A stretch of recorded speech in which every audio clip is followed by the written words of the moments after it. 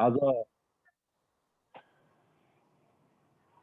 सदा चाहिँ हाम्रो कार्यक्रम सञ्चालन गर्ने सरिताजी आज बाहिर हुनुहुन्छ, त्यसकारणले मैले अलिकति यसमा फेसिलिटेट गर्न खोजिरहेको छु। वास्तवमा प्रपोजल राइटिङ के हो र यसको बारेमा यो किन जरुरी छ भन्ने बारेमा आज अलि विशेष छलफल गर्नुपर्ने जरुरी छ। हामीले जस्तै नै छलफल लामो समयदेखि भन्दै आएका छौँ कि यो जुगल चौतारी मार्फत हामीले भलन्टियरली आफ्ना केही योग्यता क्षमता साथीभाइहरूलाई सङ्कलन गर्ने, छलफल गर्ने विभिन्न रिसर्च मेथोडोलजीसँग सम्बन्धित विषयहरूका बारेमा सम्बन्धित विद्यार्थीहरूलाई सम्बन्धित रिसर्च अभियानमा लाग्ने साथीहरूलाई सहयोग पुग्ने हिसाबले हामीले चाहिँ रिसर्च मेथोडोलोजी सम्बन्धी एउटा ट्रेनिङ प्याकेज सञ्चालन गर्नु भन्ने हिसाबले अगाडि बढिरहेका छौँ र आज हामी यो अवस्थामा आइपुगेका छौँ। म फेरि पनि अनुरोध गर्न चाहन्छु, सुरु भइरहँदाखेरि हामीले हरेक शनिबार कार्यक्रम सुरु गर्ने भनेर त भन्छौँ, तर कतिपय साथीहरू अनलाइन भइरहँदाखेरि पनि यो समयको याद नहुँदाखेरि, कार्यक्रमको याद नहुँदाखेरि चाहिँ अनलाइन भएर पनि चाहना भएर पनि यो कार्यक्रममा सहभागी हुन सकेको अवस्था छ। त्यसो हुँदा हामी सबै सहभागी साथीहरूले सबै आफ्ना साथीहरू जो अनलाइन हुनुहुन्छ उहाँहरूलाई हामीले इन्फर्मेसन दियौँ भने स्वाभाविक रूपमा यो कार्यक्रममा सहभागिता सङ्ख्या बढ्नेछ र यो कार्यक्रम चाहिँ फेसबुक लाइभ पनि गइरहेको हुनाले यो प्रत्यक्ष जुम मार्फत मात्रै होइन कि फेसबुक मार्फत पनि अहिले तत्काल पनि साथीहरूले सुन्न सक्नुहुनेछ र पछि पनि यसको रेकर्ड सुन्न सक्नुहुनेछ। त्यसो हुँदा यो धेरै प्रभावकारी बनिरहेको छ र यस कार्यक्रमलाई अझै बढी प्रभावकारी बनाउनु हामी सबैको साझा दायित्व हो। त्यसो हुँदा आज चाहिँ हामीले रिसर्च मेथोडोलोजी भित्र प्रपोजल राइटिङ भन्ने एउटा शीर्षक छ। यसमा यो प्रपोजल राइटिङ के हो, यो किन जरुरी छ र यो कसरी लेख्ने हो भन्ने बारेमा अलिकति लामो छलफल गर्नका निम्ति हामी अगाडि बढिरहेका छौँ र आजका निम्ति हाम्रो डाक्टर आइता विश्वकर्मा हुनुहुन्छ। यसबारेमा अलिकति केही कुरा राख्नका निम्ति हाम्रो प्रोग्रामको कोअर्डिनेटर डाक्टर रामहरि ढकाललाई म अनुरोध गर्छु। धन्यवाद। धन्यवाद हस्त सर। नमस्कार, शुभ सन्ध्या सबैजनालाई। हाम्रो यो 12औं सेसन जस्तो लाग्छ। यसभन्दा अगाडि हामीले 11वटा क्लास यसै गरी नै बिताइसकेका छौँ। 3 महिनाको अवधि पनि पुरा हुन लाग्यो। झन्नै मङ्सिरको 2-3 गतेबाट सुरु गरेको जस्तो लागेको छ। अनि विभिन्न शीर्षकमा, विभिन्न विधामा, विभिन्न हाम्रा स्कोलर्सहरूलाई, रिसोर्स पर्सन्सहरूलाई, रिसर्चरहरूलाई बोलाएर हामीले थुप्रै कार्यक्रमहरू गरिसकेका छौँ र हामी उत्तरार्धतिर लागेको कुरो मैले अघिल्लो क्लासमा पनि यहाँहरूलाई भनेको थिएँ। आज हामीले यो आजको क्लासको लागि as a instructor, as a resource person doctor Aita विश्वकर्मालाई आमन्त्रण गरेका छौँ। उहाँ इङ्ग्लिसमा MA, इङ्ग्लिसमै MAd अनि इङ्ग्लिस विषयमै MPhil र इङ्ग्लिस लिटरेचरमा PhD हालसालै त्रिभुवन विश्वविद्यालयबाट गर्नुभएको र उहाँ त्रिभुवन विश्वविद्यालयसँगै आबद्ध हुनुहुन्छ र थुप्रै जर्नलहरूमा एडिटरको रोल निर्वाह गरिसक्नु भएको छ र राष्ट्रिय अन्तर्राष्ट्रिय जर्नलहरूमा प्रकाशन पनि गर्नुभएको छ। रिसर्च टिचिङ बाहेक उहाँको अर्को विधा भनेको रिसर्च हो। रिसर्चमा पनि उहाँले त्यत्तिकै दखल राख्नुहुन्छ। आज हामी कतिपय ठाउँमा हप्तौँ लगाएर अध्ययन अध्यापन गरिने प्रपोजल राइटिङको विषयमा उहाँबाट यो करिब 1.5 घन्टाको टाइममा हामीले उहाँबाट सकेको धेरै लिन प्रयत्न गर्छौँ। सम्पूर्ण उपस्थित विद्वान मित्रहरू जो प्रत्यक्ष रूपमा जुममा उपस्थित हुनुहुन्छ वा जो अहिले फेसबुकको माध्यमद्वारा हाम्रो टचमा हुनुहुन्छ अथवा यसभन्दा पछाडि यही हाम्रो कार्यक्रमलाई पछाडि हामीले चाहिँ लिङ्कको माध्यमद्वारा एउटा भ्युवर्सका रूपमा हेरेर लाभान्वित हुनुहुने सम्पूर्णलाई हार्दिक स्वागत अभिवादन गर्दै म आजको कार्यक्रम अध्ययन अध्यापनको कार्यक्रम अगाडि बढाइदिनु हुनुको लागि अनुरोध गर्छु। हार्दिक स्वागत सहित doctor Aita Vishwakarma.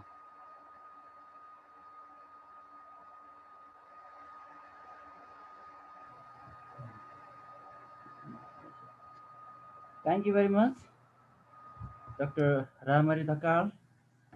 And then I would like to respect to all the office bearer of Jugal Chautari. It's very good opportunity that you have been trying your best to perform research activities through this online medium. It's a very great effort that you have conducting.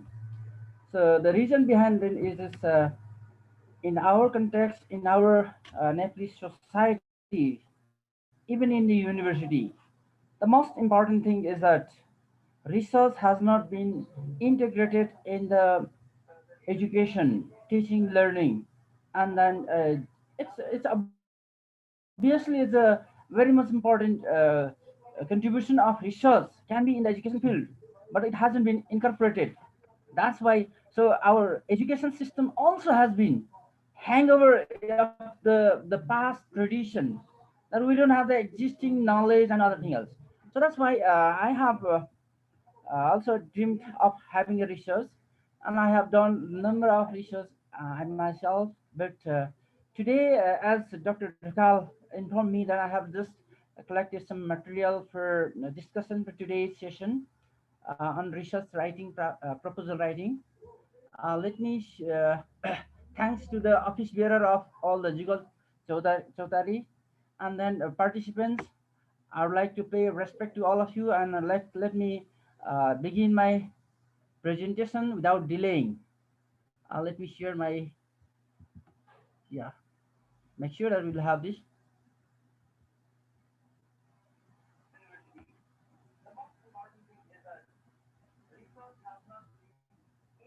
Stuff here, right?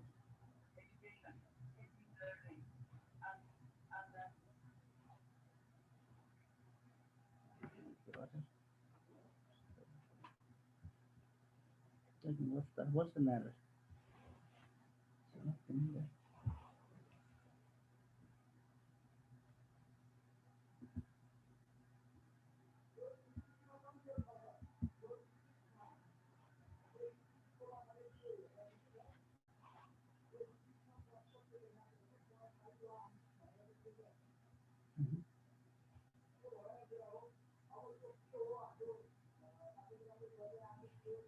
See.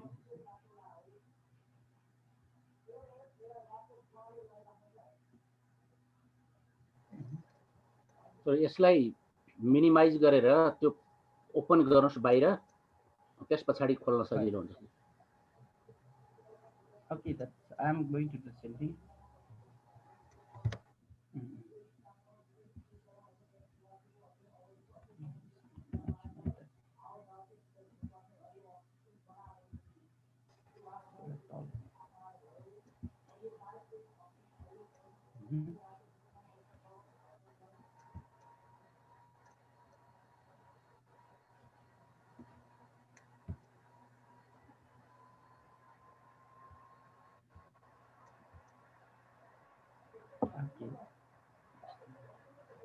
Okay. Full screen full screen Yeah, could गरिदिनुहोस्। you? हजुर sir, हजुर यसलाई फुल screen गर्नु होला sir. हजुर। Yeah. Let me do my.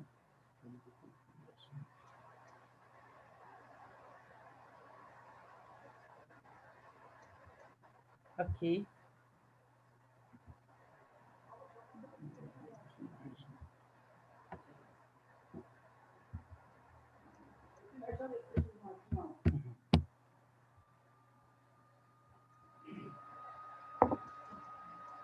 Okay. हजुर Is it coming, sir? हो त्यहाँ हो, त्यसैमा क्लिक गर्नुहोस् न त्यहाँ। हजुर Oh, it's all. हजुर। Okay. Okay. Now it's is it visible now? Yes Is sir, it visible yes, now? it's good. Yes, All yes right. sir. All right. Thank you very much. If you have any queries, you can ask later on. Let me begin the discussion then. So, proposal writing. Yeah, as such, research is generation of knowledge in the existing world. Then proposal writing, you might have different thinking. You may have the different opinions. However, some university have developed their own format of research proposal. So even in Tribhuwan University also we discussed, but it hasn't been up to now. We are borrowing the Western style of writing proposals. So research writing, do you have any So proposal writing, what do you mean by research proposal? Let's have a generate some ideas, right? So research as such, generation knowledge, we need to have I have to follow certain steps that are scientific steps, are the procedure that we have to follow to generate the knowledge. The knowledge within the existing world can have, but we need to have follow certain systematic process to generate the knowledge. And the beginning should be from the, let's see, research proposal writing. So the first one, yes, let me talk about this definition. I haven't drawn any definition from any scholars. Just I have taken few of them. I have inferences the, let's say, definitions, ideas only. So not the person's name, something like that. It's so while defining. So it's an overall planning. Yes, it has a certain structure, and generally we have a strategy of designing to obtain the answer to the research questions or the problem. So we need to have a various tasks. We have to outline the various tasks that you plan to undertake your research to accomplish objectives, test the hypothesis, or answer research questions. So these are some of the definitions. You can have number of other definitions as well. But what we have to understand is research proposal is the structure of overall plan or the strategy that we design to find the answer of research questions or the problem, to solve the problem. So this is what we have to understand. Let's see the why proposal writing.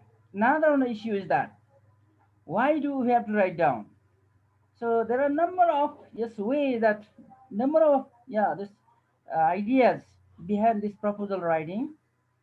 The reasons are behind them. However, I have clarified some of the points here. That we conduct research work, yes, to effective working on the research work. We need to have proposal first, right? So we need to clarify our rationale of our work. Similarly, to select the appropriate supervisor, also one of the proposal writers one guideline. Yes, why we have to do this one is the proposal writers, now the supervisors, and then their rationales, everything we need to have. So discuss about this thing, and we need to provide basis for assessing the work. So for that purpose, also we need to have proposal writing some ideas, right? And get constructive suggestions for that purpose also. You have a plan, you show to your supervisor, and then you need to have feedback. If you want to have feedback, then you need to have a constructive, let's say, suggestion for this, or also you need to write beforehand. You have to write the proposal, and it provides clear picture of methodology. Which methodology are you going to follow? So you need to have this, uh, design in your mind. That's why you need to have a beforehand. You have to write the proposal, and then clarify, assume time and budget. So in different type of research, like project research or academic research, whatever can be, you need to spend certain time, and you need to spend some certain budget to have the sort of estimation. Also, we need to write down proposal at first, and then receive financial support. Generally, this happens that whenever you are applying for the scholarship or some other financial support, on the very time also you need to have proposal. And we know where even the development field also, we know the DPR, the first concept of any development activities, DPR, detailed project report. That's what given. So these are why we write down proposal. So who needs a proposal, and what are types? There are different ways, but what I have gone through is that some of the specific degree we need the proposal for the academic purpose, especially university education. We need proposal for the specific degree like bachelor, master, even bachelor now. So fourth year, even the second year, one they have to study. research method nowadays, even in humanities and social science. And BBS fourth year they have to write out a set of project report like this. And master's degree you have this compulsory subject. So it's MPhil and especially PhD is basically for the let's say research, and we need to have say papers to study in this proposal writing. Similarly, proposal writing is familiar. I think most of you are familiar with the NGOs and INGOs activities. Most of them they prepare their proposal and they submit and they appreciate. Then only the action can be started. Similarly, proposal for a research organization like UGC, University Grant Commission, or SERIT, or any other institutions. So they also can ask for the proposal first. Then only they will declare which quality of proposal is there, whether to provide a grant or not. They will decide this thing. So there are different types of yes methods. I have just given this. It's not necessary quantitative, qualitative, mixed methods. Different elements are there, but I don't go through this one here right now. So who needs? I have already told you this. Same thing is this. Now, what are the elements of proposals? This is very much important, especially for the novice researcher. What are the elements of proposal? How can I begin my research then? What can be the steps that I have to follow for the going ahead writing proposal? So that can be. So talking about this proposal elements, then we need to have at least three chapters. You need to have a concept of three chapters. The chapter first that comes under the introduction. Under the introduction also there are several of the headings. So several headings comes under the introduction. That's the background, or we can say that study context. Yeah, and in particular context, there may have certain issues that also can have a statement of problem. That may have some problematic situation that we have to investigate. And then on the same context, you need to decide the objectives, research objectives, the to fulfill the gaps in the statement of problem. We need to have some objectives to fulfill them, and then those objectives are research questions and hypothesis. Generally they've specified, now specified the let's say the questions, the objectives, and then make it answerable. So from the research, generating data, or let's say from this analyzing them, we can fulfill the objectives through the question, research questions. And similarly, there are necessary rational. I have kept one topic only, rational. Rational. After there can have let's say significant of research as well. Can be there is a system of writing, significance of study. These are all. Let me see the second chapter. The second chapter of the research proposal is it's about literature review.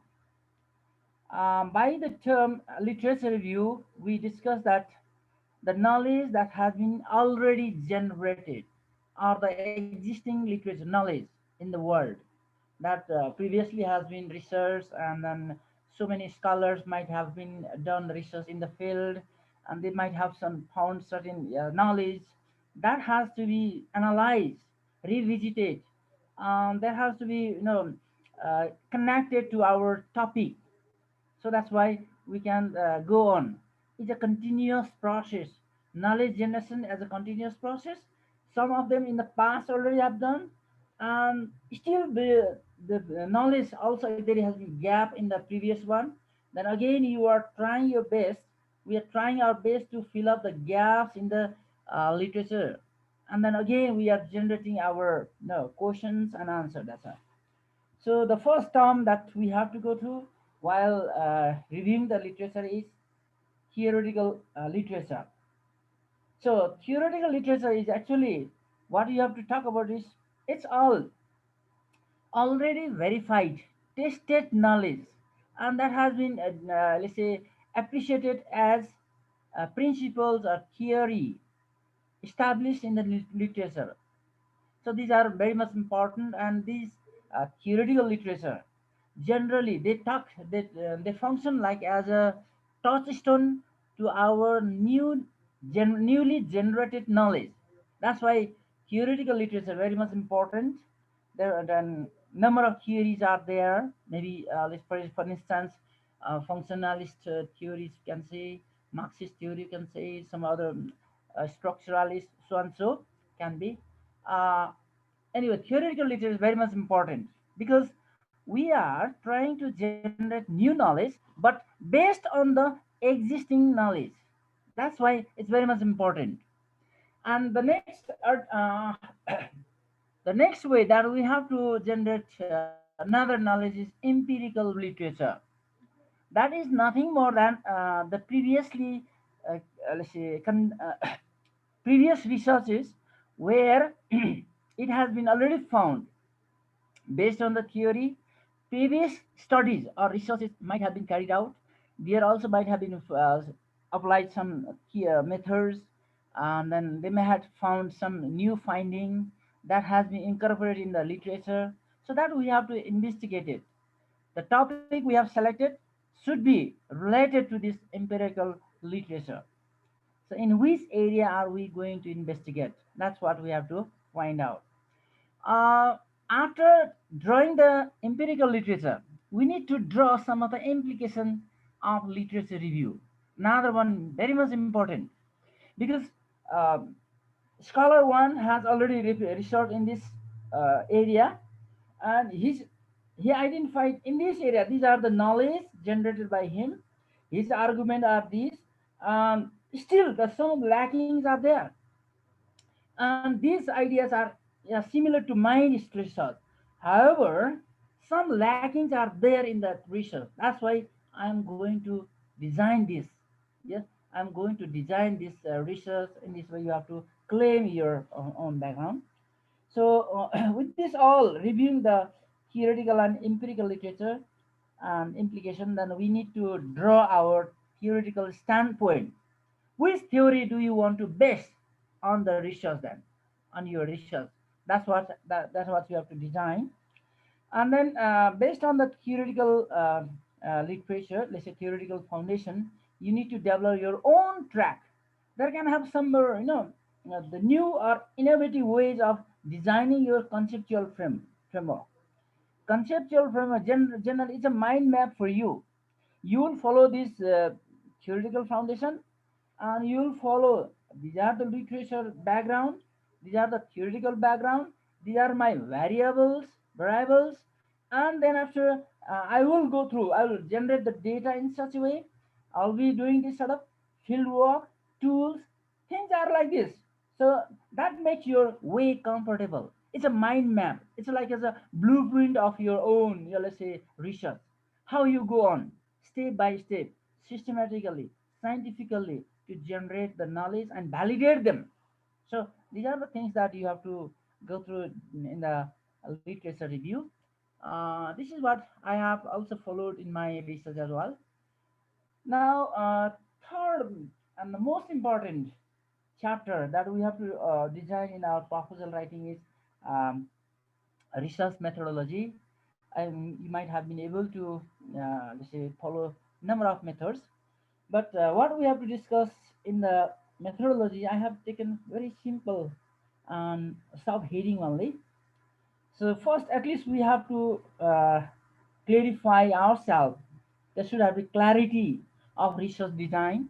No? While generating knowledge, then we need to follow certain methods, tools, or let's say implementation process we have to do. But we need to at least consider research design. Which design are we following this, right?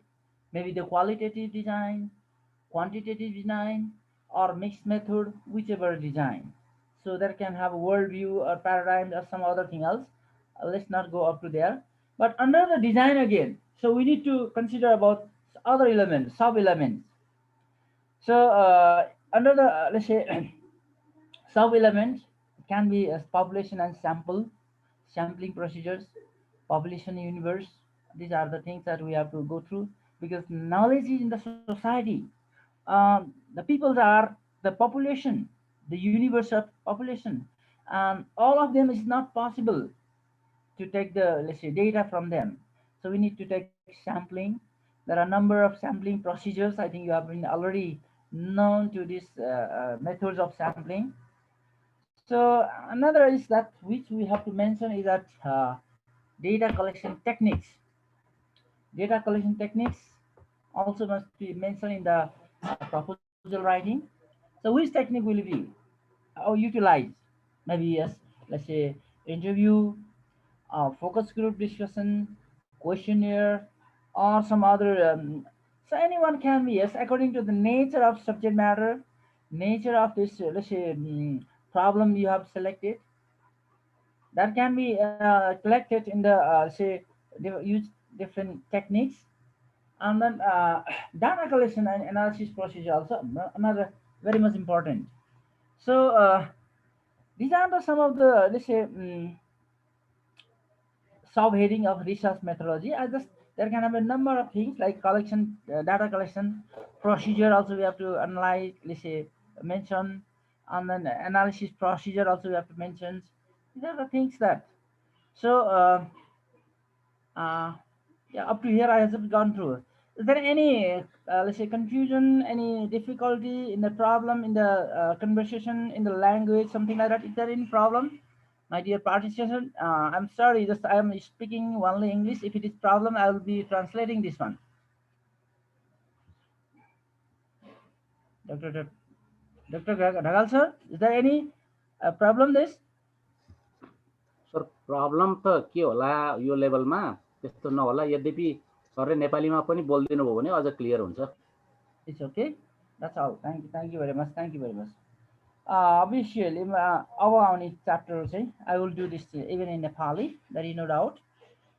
Anyway, research methodology भन्ने बित्तिकै हामीले के गर्छौँ भने at least डिजाइनमा चाहिँ हामी clear हुनुपर्छ। हामी कुन डिजाइनको अध्ययन गर्दैछौँ हैन, qualitative, where the meanings or experience, feelings of the personnel or the sample people are more important than the data, right? Let's see some other one, quantitative data. Regarding the, let's say, quantitative design, you need to generally, we have the different techniques, right? Can be tools also can be the different, like questionnaire we have to do, right? Survey design or some other one design have to use. That's why which one design do we have to follow? That's what we have to clarify in our proposal.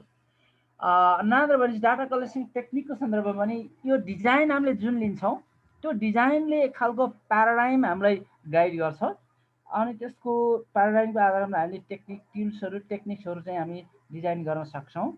That's why it is very much important. Similarly, data collection also strategies are different, right? Strategies are different, and then even that analysis procedure also according to the design we have to be guided. That's why it's very much important. So यी सामान्य यो theoretical frame को कुरा मात्रै गरेँ मैले अहिलेसम्म. You may have some problem on this, and I have tried my best to make it a bit simplified with some examples and some other ideas. Let me go through them after. I will have a question answer. Let me talk about sources. Why do we, from where do we develop this, let's say, proposal? एकदमै महत्त्वपूर्ण कोर्समा पनि छ अनि पढाउनु पनि भएको छ, अनि त्यसपछि हामीले रिसर्च अब प्रपोजल राइट गर्ने नै बेलामा चाहिँ whenever we have to write down the proposal, then problem comes from where do we write down? स्रोत कहाँबाट त, सुरु कहाँबाट गरौँ, कहाँबाट नलेजको जेनेरेसनको थालनी गरौँ त, क्वेसन यहाँनिर आउँछ. It's a real big step, एकदमै बिग स्टेपको रूपमा लिनुपर्छ. Here are some of the issues that I have taken. Issues found in the workplace. One of the fertile area for our raising the issues for research, right? Research गर्नलाई पहिलो चाहिँ हामीले आफ्नै कार्यक्षेत्रमा के कस्तो इस्युहरू, के कस्ता प्रब्लमहरू झेलेका छौँ त्यो कुराबाट वर्क प्लेसबाट बिगिनिङ गर्दा चाहिँ एकदमै प्र्याक्टिकल हुन सक्छ. It's very practical. You have understood, you have found the situation, you have understood the context, and then you can find the solution of this problem. So यो हुन सक्छ. Another one is personal experiences. तपाईँ आफ्नो अनुभव त्यो क्षेत्र कुनै पनि हुन सक्छ, रिसर्चमै हुन सक्छ, प्रोफेसनल एरियामा हुन सक्छ, सोसल वर्कमा हुनसक्छ, डेभलपमेन्ट पर्सपेक्टिभमा हुनसक्छ। तपाईँको अनुभव के छ त्यसबाट नै तपाईँ जेनेरेट गर्न सक्नुहुन्छ। It becomes more reliable, more practical, more let's say live let's say research. Another one area that we have to find how we have to begin the research is literature, right? Maybe you may have been interested in particular topic. On the very topic, you need to go through the literature. त्यो topic एरियामा तपाईँले select गर्नुभएको एरियामा तपाईँको लिटरेचरमा हामीले जानै पर्ने हुन्छ।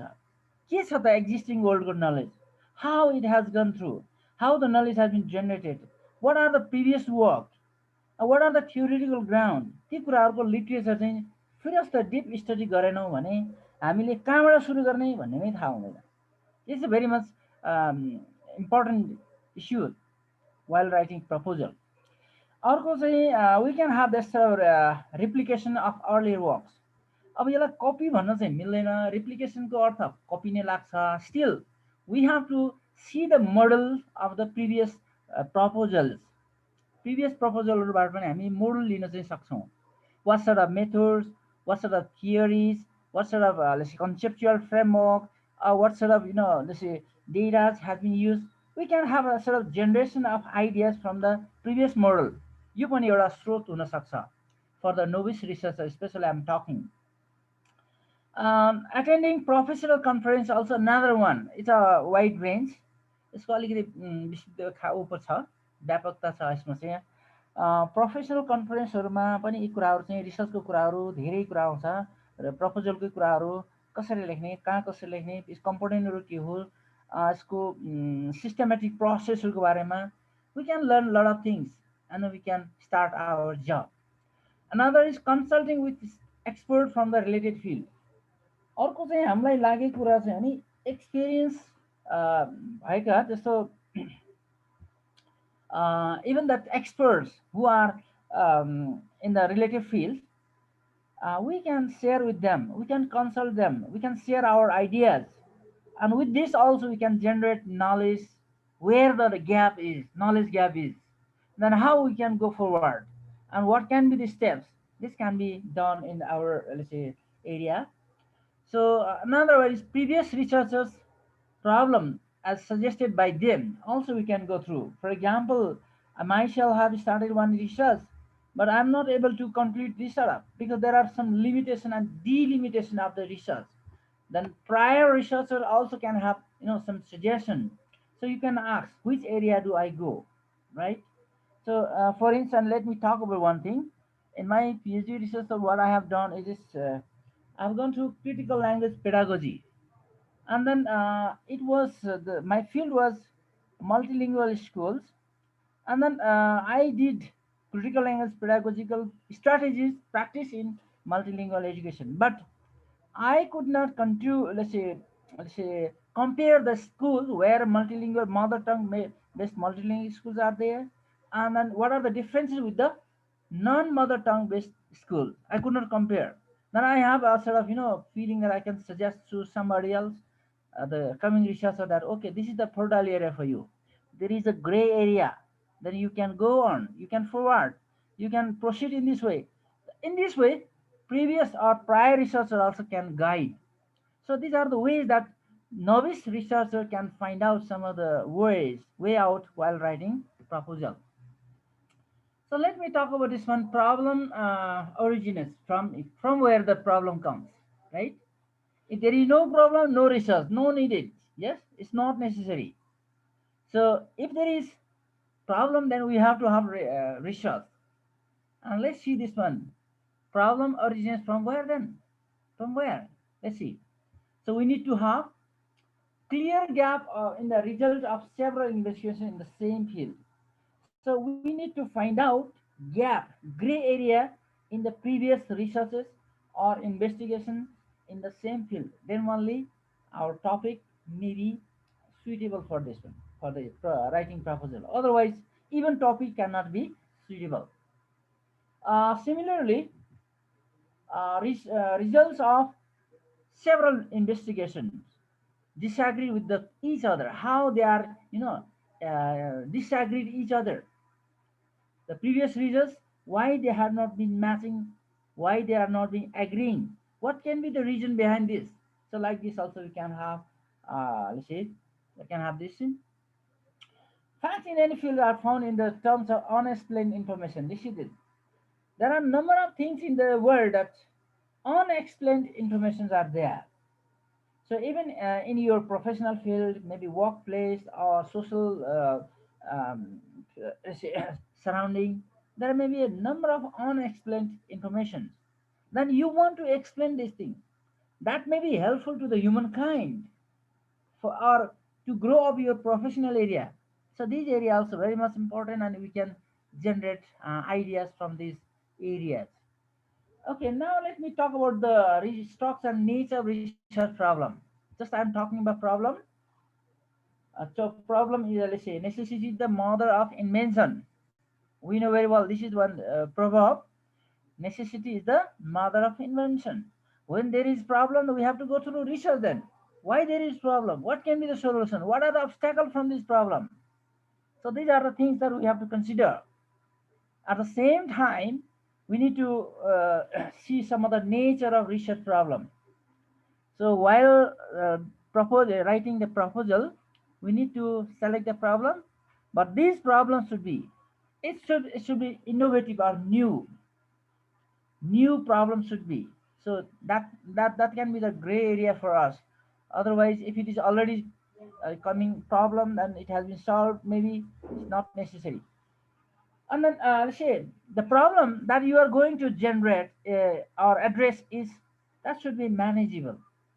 So you have to be able to manage, because you are simply a researcher, and you have to manage about the problem, how to manage, whether you can manage or not. You have to think about this. Likewise, accessible in terms of knowledge, time, and resource. See this one. So research, if we do for long time research, one cannot do like this. So what we have to think is accessible in terms of knowledge, time, and resource. You should have enough knowledge on the very areas. You need to have sufficient time, पर्याप्त समय पनि हुनु पर्यो, ज्ञान पनि हुनु पर्यो, र स्रोत र साधन पनि हुनु पर्यो तपाईसँग, हैन? रिसोर्स पनि हुनु पर्यो. Then only it become effective for you. Otherwise, you cannot go beyond your limitation. तपाईको पनि त सीमितता छ नि, त्यो सीमितता भन्दा बाहिर तपाईँ जान सक्नुहुन्न. रिसर्च यस्तो scientifically we must go through step by step. Another one is researchable हुनु पर्यो. यसलाई रिसर्च गरेर फाइन्डिङ चलाउने सक्ने खालको हुनु पर्यो. That's what the main objective. Yes, तपाईको प्रब्लम रिसर्चेबल छैन भन्ने अवस्था आयो भने चाहिँ तपाईँ फस्नुहुन्छ. तपाईले जति मेहनत गरे पनि, परिश्रम गरे पनि, तपाईले finally you can not get the output. So that can be waste of time, है? त्यसले गर्दा रिसर्चेबल चाहिँ हुनु पर्यो. Another important thing is theoretical practical significance. र तपाईले जेनेरेट गरेको प्रब्लम यो सैद्धान्तिक रूपमा र व्यावहारिक रूपमा पनि यसलाई महत्त्वपूर्ण हुनु पर्यो. So to grow up some professional area, or to develop the humankind or human conscience, or let's say social phenomenon, त्यसको लागि महत्त्वपूर्ण हुनु पर्यो. त्यस्तो खालको प्रब्लम तपाईले रोज्नु पर्यो. The next important is clear and specific. तपाईको प्रब्लम अथवा हामीले रिसर्च गर्ने प्रब्लम चाहिँ स्पष्ट रूपमा, क्लियरली र विशिष्ट खालको हुनु पर्यो. टक्क टक्क आन्सर आउने खालको प्रश्न हुनु पर्यो. त्यसपछि मात्रै हामी त्यसलाई साइन्टिफिकली जान सक्छौँ. And it should be interesting also. Area of interest very much important. यदि रिसर्च गर्ने इच्छा छ तर चाखलाग्दो विषय छैन भने मान्छेले ध्यान दिएर रिसर्च नगर्न सक्छ. So your area should be interesting, and your readers, yes, professional holders or social, let's say, organization, they should have interest. मान्छेलाई काम लाग्यो, कामयाबी पनि हुनु पर्यो क्या. रिसर्च गरेर मात्रै भने त्यो इन्ट्रेस्टिङ एरिया हुनु पर्यो, ताकि त्यसबाट त ओहो यस्तो आहा हुनु पर्यो कि फाइन्डिङ त यस्तो पो आएछ, ओहो सत्य त यो पो रहेछ, तथ्य त यो पो रहेछ, हामीले यत्रो समस्या झेलिरहेका थियौँ, वास्तवमा इनफ्याक्ट द सत्य त यहाँ पो रहेछ, यस्तो पो रहेछ, आहा भन्ने खालको चाहिँ रिडरलाई पनि होस्, रिसर्चरलाई पनि होस्, सोसल ह्युमन काइन्डलाई पनि होस्, त्यो कुरा चाहिँ हामीले ध्यान दिनुपर्छ. राइट. अनि नेक्स्ट प्रब्लम इज नेक्स्ट त्यो तपाईँ हामीले उठाएको प्रब्लम कस्तो हुनु पर्यो भन्दा इथिकल हुनु पर्यो. अनइथिकल भनेको नैतिक बन्धनको कुराहरू पनि त्यहाँ छ हैन। इथिकल भनेको हामीले गर्न सक्ने हाम्रो सीमाभित्र एउटा ह्युमन काइन्डले गर्न सक्ने इथिकभित्र पर्नु पर्यो हैन। कसैको भनौँ प्राइभेसीको कुरालाई खोतलेर कसैलाई गाली बेइज्जत गर्ने अथवा कानुनमा मिच्ने अथवा सिस्टमलाई फलो नगरी आउट अफ अर्डर जाने त्यस्तो खालको हुनु भएन। धेरै इथिक्स छ, रिसर्चको आफ्नै इथिक्स छ, सिस्टम छ हैन। एक खालको इभन हामीले whenever we generate the idea from participants, we must ask consent, pre-consent. त्यो pre-consent माग्नुपर्छ हामीले, राइट। सो इथिक्सहरू पनि हामीले सर्टेन अफ द इथिक्स हामीले फलो गर्नुपर्छ। जस्तो प्राइभेसीको कुरा भयो, जस्तो रेसियल कास्टियल समथिङ लाइक डिस्क्रिमिनेसनको कुराहरू, अपार्थाइडको कुराहरू हामीले राख्नु भएन, सोसल भत्काव ल्याउने खालको कुराहरू गर्नु भएन हैन, द्वन्द्व निम्त्याउने खालको रिसर्च गराउनु भएन हैन। हामीले गरेको इस्यु यस्तो होस्, त्यो इथिकल्स होस्, समाजले मान्यता प्राप्त होस् र त्यसलाई चाहिँ हामीले समाधान पाएर अनि समाजमा एक खालको कन्ट्रिब्युसन गर्न सकियोस्। र most important thing is that though I have mention here the social contribution to the humankind is the best one, right? While searching, research, finding the problem, yes, कुनै पनि समस्या खोज्छौँ भने त्यस समस्या समाधानपछि सामाजिक कन्ट्रिब्युसन गर्न सकियोस्, त्यो चाहिँ हामीले विचार पुर्याउनु पर्छ। Yes, it's a one cyclic order रिसर्चको एउटा खाएको रिसर्च आफैमा चाहिँ मेरो लागेको कुरा तपाईँहरूलाई जानकारी हुनसक्छ, यो राम्रो हुनसक्छ भनेर मात्रै राखेको यो साइक्लिकल नेचर अफ रिसर्च। यो रिसर्च भन्ने आफैमा चाहिँ के छ भने एउटा साइक्ल, यो चक्रीय प्रणाली छ क्या। यसमा हामीलाई प्रब्लमबाटै कुरा आयौँ, begin the broad question, we begin the research proposal, writing proposal with the broad concept. अलिक फराकिलो घेराबाट हामी सुरु गर्छौँ, त्यो क्वेसनबाटै सुरु गर्छौँ र त्यसलाई हामी के गर्छौँ, we go narrow down, we make the योलाई फनेलिङ पनि भन्छन् हैन, it's called saying that funneling style. अहिले न्यारो डाउन गर्छौँ, त्यो ब्रोड क्वेसनलाई हामी न्यारो डाउन गर्छौँ, स्पेसिफिक क्वेसन बनाउँछौँ and focus in operationalize. See this one, हामीले जुन चाहिँ अपरेसन गर्न सक्छौँ अथवा स्पेसिफिकली त्यसको आन्सर पत्ता लगाउन सक्छौँ, विशिष्ट खालको बनाउँछौँ, कामयाबी बनाउँछौँ, काम गर्न सक्ने खालको चाहिँ विशिष्टीकरण गराउँछौँ। अनि त्यसपछि त्यो क्वेसनको आधारमा हामी डेटाहरू र फेनोमेनन फिल्डमा चाहिँ हामी अब्जर्भ गर्छौँ। We observe the phenomenon in the field, research field, and then after generating the data, then we have some system and we analyze the data. हामी एनालाइसिस गर्छौँ अनि त्यो एनालाइसिस हामी एउटा कन्क्लुजनमा पुग्छौँ। we reach in one conclusion that can be the answer of the previous question। र त्यो क्वेसनलाई चाहिँ हैन, क्वेसनको कन्क्लुजन पुगिसकेपछि हामी के गर्छौँ, we generalize back to the question। अब पहिलाको क्वेसनमा हामी फेरि जेनरलाइज गर्छौँ, के भन्छ, सत्य त यो पो रहेछ, तथ्य त यो पो रहेछ, आहा हुनु पर्यो यो को रहेछ, यो खालले हामी फेरि यो खालको रिसर्चमा फेरि हामी त्यही क्वेसन वरिपरि घुम्छौँ। त्यसले गर्दा मैले पहिलो स्लाइड अनि यो स्लाइड पनि देखाउनुको कारण बेसिकल्ली रिसर्च प्रब्लम र रिसर्च क्वेसनमा नै हाम्रो रिसर्चहरू केन्द्रीकृत रहेको हुन्छ। And now let's see this. yes, there is a, what do we write on the background? It's for my general idea only, it's for your discussion that what novice researcher हरूलाई चाहिँ के हुन सक्छ भने अलिकति प्रब्लम चाहिँ हो नि, what do we write in the background हैन। सुरु त गर्ने इन्ट्रोडक्सन लेख्ने, त्यसमा सुरुमा त ब्याकग्राउन्ड लेख्ने, तर लेख्ने कन्टेन्ट चाहिँ के हो, विषयवस्तु चाहिँ के हो, what is the main content that we have to write down while writing background? This is very much important, and I guess you will get benefit from this, some of the ideas I share here right now. पहिलो कुरा in ब्याकग्राउन्डमा हामी के लेख्नुपर्छ भने at least create the reader interest to study the area. हामीले कमसेकम पाठकहरूलाई, हाम्रो रिडरहरूलाई चाहिँ त्यो एरियामा चाहिँ इन्ट्रेस्ट चाहिँ जगाउनु पर्यो, एपिटाइजर चाहियो कि उनीहरूलाई। ओहो, शीर्षक हेर्दै रिसर्चको कन्टेन्ट हेर्दै नै ओहो पढौँ लाग्ने हुनु पर्यो। त्यो ब्याकग्राउन्डबाट नै यो एरिया त नपढै नहुने रहेछ, कति महत्त्वपूर्ण एरिया रहेछ, यस्तो राम्रो पो रहेछ, यसको खालको फिलिङ चाहिँ पाठकमा आओस्, रिडरहरूमा आओस्, रिसर्चरहरूमा आओस् हैन। त्यस्तो खालको इन्ट्रेस्ट जगाउनु पर्यो, राइट द इन्ट्रेस्ट। अर्को चाहिँ हामीले के गर्नु पर्यो भने broad foundation for the problem that leads to the study. अब त्यसपछि हामीले विशेष गरी त्यो इन्ट्रेस्ट जगाइसकेपछि हामीले प्रब्लमको चाहिँ फाउन्डेसन अर्थात् यसको जग चाहिँ उकास्नु पर्यो। अब जग उकास्नु पर्यो। अब समस्या चाहिँ यस्तो हुँदाहुँदै पनि, रोमाञ्चक हुँदाहुँदै पनि, समस्या समाधान गर्ने हुँदाहुँदै पनि, तर यसको समस्या चाहिँ यो छ है भनेर एक खालको ब्याकग्राउन्डमा हामीले फाउन्डेसन अफ प्रब्लम चाहिँ राख्नु पर्यो। त्यसपछि what we have to do is provide the background information of the problem. प्रब्लमको कारणहरूको अरू ब्याकग्राउन्डहरू के हुन सक्छन् त हैन, प्रब्लमेटिक इन्फर्मेसनहरू फेरि हामीले त्यहाँ थप्दै जानु पर्यो। र इन्क्लुड एटलिस्ट हामीले के गर्नु पर्यो भने लेटेस्ट स्ट्याटिस्टिकल डेटाहरू पनि, अब त्यो प्रब्लमसँग रिलेटेड लेटेस्ट स्ट्याटिस्टिक डेटाहरू पनि हामीले राख्नै पर्छ, ताकि हाम्रो अध्ययन साउन्ड होस् कि यसले एक्जिस्टिङ नलेज वर्ल्डमा कन्ट्रिब्युट गर्न सकोस् र यसले नलेज ग्याप देखाओस्। र त्यो ग्याप फुलफिलको लागि मात्रै हामीले काम गर्ने हो। त्यसो भएको हुनाले एक्जिस्टिङ लेटेस्ट डेटाहरू अति आवश्यक रहन्छ। Then after you need to show the relationship of your study to a larger set of problem। त्यो प्रब्लमलाई चाहिँ यो खालको लिङ्किङ र रिलेसनसिप पनि आवश्यक हुन्छ।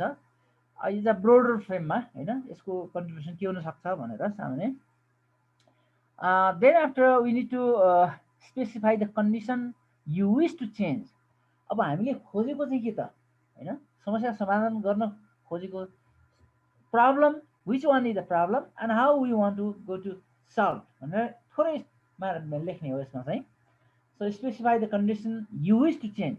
तपाईँले गर्नै खोजेको कुरा के हो चाहिँ प्रष्ट रूपमा त्यहाँ राख्नुपर्छ हैन। Focus on the specific problem भनेर भनेको छ यहाँ simply. I have nothing other one. तपाईँ आफ्नै समस्या जुन छ नि, तपाईँले रोज्नुभएको समस्यालाई केन्द्रीकृत गरेर त्यसको ब्याकग्राउन्ड दिने हो तपाईँले है। रिलेभेन्ट डेटा लिने, इन्फर्मेसन कलेक्ट गर्ने, रिलेसन देखाउने, लिङ्क गर्ने। यो सबै कहिले गर्न सक्नुहुन्छ? जब रिडरलाई इन्ट्रेस्ट देखाउनुहुन्छ। That's what. अब इन नट सेल, अब यसलाई भन्नुपर्दा नट सेलमा भन्नुपर्दा त हामीले के गर्छौँ त भन्दा ब्याकग्राउन्ड हामी डिस्क्राइब द ब्रोडर कन्टेक्स्ट हैन। हामीले के गर्छौँ? अलिक व्यापक स्वरूपको कन्टेक्स्ट सिचुएट गर्छौँ र त्यो इस्युलाई चाहिँ हामीले एक खालको कन्टेक्स्ट चाहिँ सिर्जना गर्छौँ। अनि त्यसपछि हामी के गर्छौँ? लिङ्क द ब्रोडर कन्टेक्स्ट हैन, national or international context, national context, local context दिन्छौँ। त्यसपछि issue to the problem to be investigated. हामीले इन्भेस्टिगेट गर्ने अर्थात् पत्ता लगाउने, सर्च गर्नुपर्ने नलेजको चाहिँ एउटा इन्टरनेसनल कन्टेक्स्ट, नेसनल कन्टेक्स्ट र लोकल कन्टेक्स्टको एक खालको लिङ्किङ चाहिँ हामीले गर्छौँ, ताकि त्यसले नलेजको ग्याप नहोस् है। तपाईँले खोजेको कुरा चाहिँ सही सत्य, सही फिक्स ठाउँमा होस्, ग्रे एरिया होस्। That's what. अनि final we narrow down the your problem. हामीले आफ्नो प्रब्लमलाई चाहिँ हैन, प्रब्लम स्टेटमेन्टलाई हामी के गर्छौँ? न्यारो डाउन गर्छौँ, विशिष्टीकरण गर्छौँ। त्यसलाई फनेलिङ भन्छौँ। एउटा भाषा पनि छ फनेलिङ गर्दै लाने, ब्रोडर टर्म त्यसलाई अलिक घटाउँदै लाने, अनि त्यसपछि अनि फाइनली नेक अथवा घाँटीको रूपमा हामी फनेलिङ गर्न सक्छौँ। Now let me discuss some of the areas of statement of problem. How to write down this?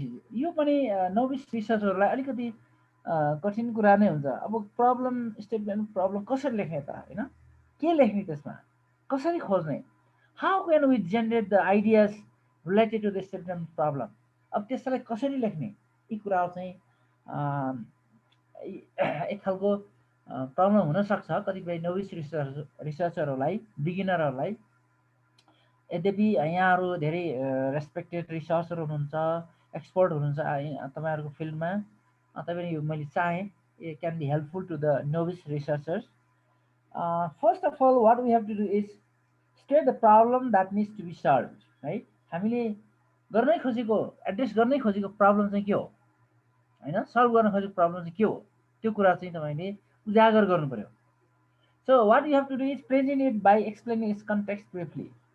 छोटो कन्टेक्स्ट त्यसलाई दिनु पर्यो हैन, कुन प्रब्लम के हो त्यसको छोटो गरी कन्टेक्स्ट, र clarify the existing gaps in the Stadia. हेर्नुहोस्, यसको चुरो कुरो भने चाहिँ एक्जिस्टिङ ग्याप के छ, ग्रे एरिया के छ, र वर्तमान सिचुएसनमा तपाईले देखेको नलेजको ग्याप चाहिँ के छ त्यो स्टडी एरियामा भन्ने कुरा तपाईले क्लियरली चाहिँ प्रश्न रूपमा राखिदिनु पर्यो है। त्यसपछि हामीले के गर्नु पर्यो भने side the protein and theoretical literature or research finding भन्छ। अब यो रिसर्च फाइन्डिङ भनेको इम्पिरिकल लिटरेचरलाई भनेको हो। अब त्यसको रिलेसन अलिकति हामीले थोरै चाहिँ लिटरेचरमा चाहिँ हामी थियोरिटिकल लिटरेचरको कुराहरू राख्छौँ अनि रिसर्चको फाइन्डिङहरू इम्पिरिकल फाइन्डिङहरू के आछ त्यो आएको रिसर्चहरूले तपाईले सेलेक्ट गर्नुभएको प्रब्लमलाई एड्रेस गरेको छ कि छैन, कति हदसम्म गरेको छ, बाँकी कति छ र तपाईँ कुन चाहिँ त्यसलाई समाधान गर्न के गर्नुहुन्छ, यी कुरा चाहिँ स्टेटमेन्ट अफ प्रब्लममा उजागर गर्नुपर्छ। So what we have to indicate what will happen if the problem is not solved. यसको अर्को एउटा राम्रो पक्ष के छ भने यदि तपाईले त्यो प्रब्लम चाहिँ रिसर्च प्रब्लम सल्भ गर्नु भएन भने अथवा तपाईले रिसर्च गर्नु भएर फाइन्ड गर्नु भने त्यसको इम्प्याक्ट के पर्छ, त्यसले के देखाउँछ भने तपाईको कन्ट्रिब्युसनको एरिया देखाउँछ। What you are going to contribute in the society, हैन, के गर्न जाँदै हुन्छ। यदि तपाईले त्यो गर्नु भएन भने के हुन्छ, इम्प्याक्ट के पर्छ, यी कुरा चाहिँ हामीले ख्याल राख्नु पर्यो, लेख्नु पर्यो। Finally you have to state the problem in terms of human needs not as your requirement. यो चाहिँ तपाईले ध्यान दिनुपर्ने कुरा है। समस्या तपाईको होइन, ह्युमन काइन्डको हो है। आवश्यकता कसको हो भन्दा यो नलेज जेनेरेसन गर्ने काम, रिसर्चको कुरा, ग्रे एरिया पत्ता लगाउने, त्यसपछि ग्रे एरियामा फाइन्डिङ अथवा रिसर्च गरेर फाइन्डिङ ल्याउने काम, त्यो तपाईको पर्सनल काम होइन। Yeah it's for the human kind, it's for the human needs. यो अर्थले तपाईले बुझ्नु पर्यो र सोही अनुसार जानु पर्यो। पर्सनलाइज गर्ने होइन प्रब्लमलाई, एज अ जेनरलाइज ह्युमन काइन्डको रूपमा, ह्युमन निड्सको रूपमा हेर्नु पर्यो। That's what I want to talk. So यहाँ एउटा दुईवटा मैले स्टेटमेन्ट गरेको छु। अब यो त्यति धेरै चाहिँ त नहोला, पढ्नु चाहिँ अलिक गाह्रो छ, यसलाई लामो छ। यो पछि यदि मिल्यो भने हामी चाहिँ हेरौँला, अब यसलाई चाहिँ नजाउँ है। यो इक्जाम्पलको कुरा, स्टेटमेन्ट अफ प्रब्लम कसरी लेख्ने भनेर मैले एउटा इक्जाम्पल दिएको छु, तर यो तपाईँलाई पढ्न अलिक गाह्रो हुन्छ होला। पढ्न सक्नुहुन्छ कोही any participant can read this one? Any of you can? Statement of problem. All right, I think it's a bit difficult. That's why go on, let's go. अब objective of research कसरी लेख्ने? Let's go through this one. है, a main focus of the research should be in the objective. उद्देश्य नै हो। तब तपाईले knowledge gap पत्ता लगाउनेपछि त्यसको आधारमा तपाईले आफ्नो रिसर्चको अब्जेक्टिभ त्यही ग्याप फुलफिलिङलाई बनाउनुहुन्छ, रिसर्च अब्जेक्टिभ बनाउँछ। अब यसले के गर्छ त भन्दा it provides a specific and accurate synopsis of the overall purpose of the study. यो अब्जेक्टिभले खासमा गर्ने काम यही हो है। विशिष्टकरण पनि तपाईको एक्युरेट ठ्याक्कै सिनोप्सिस भनेको इट्स एज अ समरीलाई भनौँ अहिलेलाई, overall purpose of the study हैन, उद्देश्य के हो, अध्ययन गर्नुको उद्देश्य के हो र विशिष्टकरण ढङ्गबाट यसले राखिदिन्छ है। योलाई पनि दुईटा खालको अब्जेक्टिभ भन्ने जेनरली हामी मान्छौँ। एउटा चाहिँ मेन अब्जेक्टिभ र अर्को चाहिँ सब अब्जेक्टिभहरू भन्छ। यो राख्ने चलन छ। The it can be according to the research field it can be a bit different होइन, फरक हुन पनि सक्छ। तैपनि यहाँ हामीले के भने मेन अब्जेक्टिभ भनेर एउटा कन्सेप्ट राख्नु पर्यो है। It indicates the central concept idea of your study. तपाईको केन्द्रीय भनौँ न तत्त्व के हो तपाईको अध्ययनको, त्यो कुरा चाहिँ उद्देश्य के हो, त्यो कुरा चाहिँ हामीले मेन अब्जेक्टिभमा प्रश्न रूपमा राख्नुपर्छ। State the specific issue that you propose to investigate. अब सब भनेको चाहिँ अरू स्पेसिफिक अब्जेक्टिभहरू हुन्। यसलाई जस्तो जेनरल अब्जेक्टिभ र स्पेसिफिक अब्जेक्टिभ पनि भनिन्छ, चलन यो छ। तर हामीले भन्नुपर्ने कुरो के हो भने कमसेकम मेन अब्जेक्टिभमा सर्टेन लाइन भयो भने त्यसको स्पेसिफिक अब्जेक्टिभहरू चाहिँ हामीले अरू बनाउन सक्छौँ, ताकि हामीले रिसर्च गर्न फिल्डमा गएर डाटा कलेक्सन गर्न र त्यो चाहिँ सजिलो होस्। स्पेसिफिक अब्जेक्टिभ त्यसतिर जान्नुपर्छ। कस्तो अब्जेक्टिभहरू चाहिँ राम्रा हुन्छन् भन्ने कुरा चाहिँ हाम्रो इम्पोर्टेन्ट छ। अघि let's see characteristics of good objective. Let's see this one. अब यो चाहिँ के हुन्छ भने अब्जेक्टिभ कस्तो हुनुपर्छ भन्दा कुन टाइपको रिसर्च गरिएको छ, गर्दै गर्न जाँदैछौँ भन्ने कुरा चाहिँ महत्त्वपूर्ण हुन्छ। For example one of the type of research is descriptive study. Yes, descriptive कुनै कुराहरू व्याख्या विश्लेषण गर्ने होइन, भएको डाटाहरूलाई एक्सप्लानेसन गर्ने डेस्क्रिप्टिभ रिसर्च हुनसक्छ। त्यसमा हाम्रो अब्जेक्टिभ कस्तो हुनुपर्छ भन्दा generally it should be clear, complete and specific होइन। यी कुराहरू चाहिँ क्वालिटी भए, यी क्लियर, कम्प्लिट र स्पेसिफिक अब्जेक्टिभ रह्यो भने यो डिस्क्रिप्टिभ स्टडीमा हामीले राम्रोसँग यसको नलेज भनौँ न फिल्डबाट राम्रो ल्याउन सक्छौँ, डाटा ल्याउन सक्छौँ, त्यसलाई एनालिसिस गरेर हाम्रो प्रब्लम सल्भ गर्न सक्छौँ। अर्को स्टडीको टाइप छ कोरिलेसनल स्टडी भनेको इज अ रिलेसन देखाउने खालको हो, कोरिलेसनल। सो यसमा चाहिँ हामीले के चाहिँ ध्यान दिनुपर्छ भने we must identify the main variables to the correlated areas होइन। हाम्रो टपिक एरियाभित्र अथवा समस्याभित्र चाहिँ त्यो भेरिएबल के हो, भेरिएबल्सहरू के हुन् र त्यसलाई कसरी चाहिँ जेनेरेट गर्न सकिन्छ भन्ने कुरा चाहिँ हामी क्लियर हुनुपर्छ। यदि त्यो छ भने it's a good objective, it's a paradigm for यो टु सेल्फ इभ्यालुएसन होइन। तपाईँको भेरिएबल के हो र के पाउनुभयो, फिल्डको डाटाले के भन्छ भन्ने कुराले भन्नुभन्दा अगाडि भेरिएबल के हो त्यो चाहिँ तपाईँले डिटरमाइन गर्नुपर्ने हुन्छ। यो भेरिएबल डिटरमाइन गर्न हामीले थियोरिटिकल बेस महत्त्वपूर्ण हुन्छ। त्यसले गर्दा थ्योरीमा आधारित रहेर होइन भेरिएबल डिटरमाइन गऱ्यौँ भने बढी शानदार हुन्छ। Another one is experimental studies. अर्को स्टडी चाहिँ एक्सपेरिमेन्टल जेनरली भन्छन् होइन। यसलाई चाहिँ हामी के गर्छौँ भने we have to identify the direction of the relationship, त्यो सम्बन्ध पत्ता लगाउने हो। यसलाई के भने अब डिरेक्सन कुन तर्फ छ भन्ने कुरा चाहिँ एक्सपेरिमेन्टलको कुराहरूमा हामी थाहा पाउनुपर्छ भनेर यो कुमार 2005ले लेखेका छन्। त्यही कुरा मैले यहाँलाई संक्षिप्त जानकारी गराएँ। And then let's see significance of study. Another main topic that we have to write while writing proposal is significance of the study. अब तपाईले अध्ययन गर्नुभएको विषय किन महत्त्व छ, सिग्निफिकेन्स राइट, यसको महत्त्व के छ, just we can talk about that. Yes, so यसले चाहिँ के हुन सक्छ भने give importance of the work हैन। तपाईले गरेको कामको महत्त्व जनाउनुहोस्, के काम गर्छ त्यसले। तपाईले रिसर्च गर्नुभयो, प्रपोजल लेख्न लाग्दै हुनुहुन्छ, त्यो लेख्दाखेरि तपाईले त्यो काम गरे बापत, त्यो रिसर्च गरे बापत what will be the benefit right, के चाहिँ महत्त्वपूर्ण हुन सक्छ, कुन पक्षलाई यसले सुधार गर्न सक्छ, त्यो चाहिँ तपाईले उल्लेख गर्नुपर्छ। And the next one is discuss the pertinent of the work to scientific community. हेर्नुहोस्, अब यो चाहिँ भन्न खोजेको भने अब यो साइन्टिफिक कम्युनिटीमा अथवा कुनै पनि सोसल फेनोमेनन सोसाइटी हुनसक्छ, त्यहाँ चाहिँ यसको महत्त्व के छ, त्यसले कस्तो रोल चाहिँ खेल्न सक्छ हैन। If possible elaborate the world wide applicability of the result. ल हेर्नुहोस्, यदि तपाईँको फाइन्डिङले हैन, तपाईँको फाइन्डिङले के चाहिँ हुनसक्छ, अब विश्व स्तरमा के गर्न सक्छ हैन, नेसनल स्तरमा के गर्न सक्छ अथवा लोकल स्तरमा के कन्ट्रिब्युट गर्न सक्छ हैन, त्यसलाई अलिकति व्याख्या गर्नुपर्छ। मैले यो समस्याको पत्ता लगाएँ भने, यो रिसर्चबाट यो समस्याको समाधान गरेँ भने यी कुराहरू हुन सक्छन् है भन्ने कुरा तपाईँले, यी कुराहरू चाहिँ हुन सक्छन् भन्ने कुरा चाहिँ तपाईँले झल्काउनु पर्यो। त्यसै गरी provide a brief statement of the innovative research propose research. ल हेर्नुहोस्, यो अलिकति brief statement of innovative propose research भन्छ। अब तपाईँले रिसर्च त गर्नुभयो, अगाडि पनि गरे हुनसक्छ, पछाडि पनि आउन सक्छ रिसर्च, तर तपाईँले गरेको रिसर्चको चाहिँ नवीनता के हो, तपाईँले के नयाँ कुरा थप्न लाग्नुभयो, इट्स अ कल अफ ब्रिकुलेज भन्छ है। यसले चाहिँ के भने यो रिसर्च चाहिँ एउटा ब्रिकुलेज भन्छ, हामीले ज्ञानको संसारमा इटा इटा थप्दै जाने हो हैन।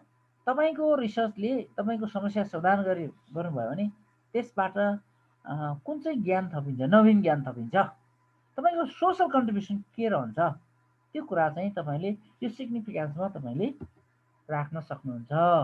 So this will be one of the way to write down significance of the study. Now let me talk about some of the example है, तपाईँलाई एउटा हेल्पफुल हुन सक्छ भनेर मैले एउटा केही एक्जाम्पलहरू लिएको छु। यसमा के छ भने नि the main objective of the study is to do specified objective is are भनेर केही तपाईँहरूले लेख्न सक्नुहुन्छ है। अब्जेक्टिभ यसमा अर्को चाहिँ के छ भने डेस्क्रिप्टिभ स्टडीमा मैले कुरा गरिरहेको छु तपाईँको कस्तो हुनसक्छ त अब्जेक्टिभ भनेर यहाँ छोटो कुराहरू राखेको छु It can be that to find out the promotion rate of students studying at primary level in Kirtipur municipality भन्ने एउटा इक्जाम्पल दिएको मैले तपाईँलाई है यसमा के छ भने तपाईँले प्रमोसन रेट कस्तो छ विद्यार्थीहरू भनौँ न प्राइमरी लेभलका किर्तिपुर म्युनिसिपालिटीका यसै प्राइमरी लेभलका विद्यार्थीहरूको प्रमोसन रेट के छ होला भनेर तपाईँले खोज्न जानुभयो एउटा स्पेसिफिक छ होइन अब यसको साथै अर्को हेरौँ investigate the types of instructional techniques that have been using by math teachers teaching at grade 8 in Kathmandu district ल हेर्नुहोस् यो कतै विशिष्ट क्रेडिट छ तपाईँले पाउनु चाहिँ पाउनुहुन्न भनेर तपाईँलाई आफै अनुमान गर्न सक्नुहुन्छ जस्तो प्रमोसन रेट भनेको